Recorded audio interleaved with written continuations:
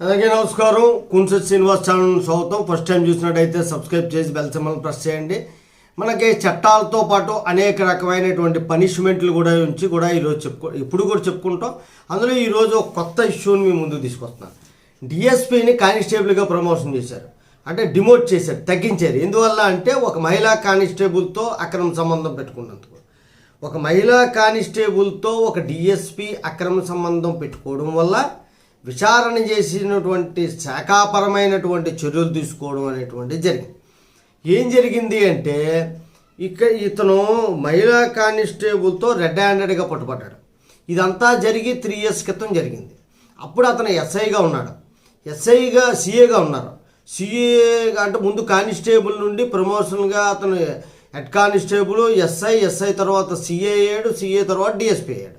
సిఏగా ఉన్నప్పుడు ఏం చేశాడంటే ఒకరోజు సెలవు పెట్టుకొని ఇంటికి వెళ్తానని చెప్పేసి మహిళా కానిస్టేబుల్ తీసుకొని వేరొక లాడ్జ్ రూమ్కి వెళ్ళిపోయి అక్కడ ఆమెతో ఉన్నాడు.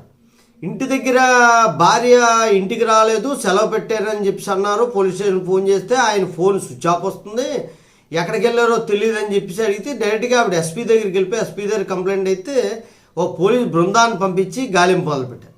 ఎక్కడ దొరకకపోతే సీసీటీవీ ఫుటేజులు, తర్వాత ఫోను స్విచ్ ఆఫ్ చేసి ఉన్నా సరే దాని తాలూకా ఎక్కడ ఉందో అనేసి అంటే ఒక కాన్పూర్లో ఒక హోటల్లో దొరికారు. సీసీటీవీ ఫుటేజులు కానీ వివరాలు అన్నీ సేకరించి వాళ్ళిద్దరూ ఆ రూమ్లో ఉంటున్నట్టు వివరాలు సేకరించి ఒక రిపోర్ట్ ఇస్తే కానిస్టేబుల్గా డిమోట్ చేశారు. ఎలాగంటే 26 ప్రొవిజనరీ ఆర్మడ్ కానిస్టేబుల్ బెటాలియన్కి ఆయన్ని కానిస్టేబుల్గా పంపించేసి ఇప్పుడు 3 years పట్టింది ఈ ఎంక్వైరీలు విచారణ పూర్తవుతానికి. అప్పుడు అతను డిఎస్పీ ర్యాంకులోకి వచ్చాడు. డిఎస్పీ నుండి ఏం చేశాడంటే బెటాలియన్ కానిస్టేబుల్ అయిపోయాడు అనమాట. అయితే బాగానే ఉంది, వాళ్ళు కానిస్టేబుల్గా డిమోట్ చేశారు. అయితే నా ఒపీనియన్ ఏంటి ఈ కేసులో అంటే అతను పోలీస్ స్టేషన్లో ఎటువంటి చర్యలు తీసుకోలేదు, అంటే ఎటువంటి తప్పు చేయలేదు.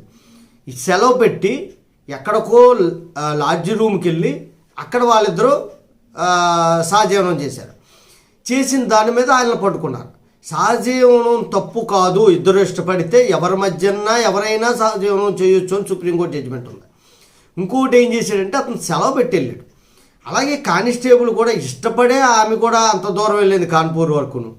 కాబట్టి ఎక్కడ కూడా తప్పు జరిగినటువంటి దాఖలాలు లేవు. ఇతను డిమోట్ చేసినా హైకోర్టులో రిట్ పిటిషన్ కానీ ఫైల్ చేస్తే ఇతనికి ఫేవర్గా ఖచ్చితంగా వస్తుంది.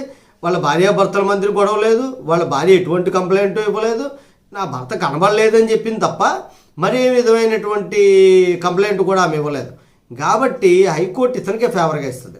ఇద్దరు ఉన్నంత మాత్రాన అతను పోలీస్ డిపార్ట్మెంట్లో ఉన్నంత మాత్రాన, లేకపోతే ఐఏఎస్ ఆఫీసర్ అయినంత మాత్రాన ఆయనకి సుప్రీంకోర్టు జడ్జిమెంట్ వేరు, మనకి జడ్జిమెంట్ ఏం కాదు. ఇప్పుడు నేను ఒక అమ్మాయిని తీసుకొని మేజర్ అయిన అమ్మాయితో నేను సహజీవనం చేస్తే అది నేరం కాదు, ఇద్దరు ఇష్టపడి చేస్తే.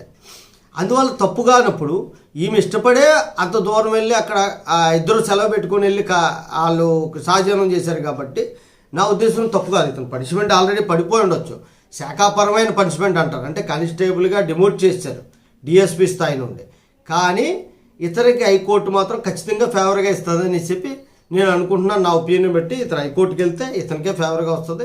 ఒకవేళ ఇతను ఫేవర్గా జడ్జిమెంట్ వచ్చినట్టుగానే మనకు వివరాలు తెలిస్తే ఖచ్చితంగా మనం మళ్ళీ ఛానల్లో పెట్టుకుందాం. ఇతని పేరు కృపాశంకర్, ఈ డిఎస్పీ గారి పేరు.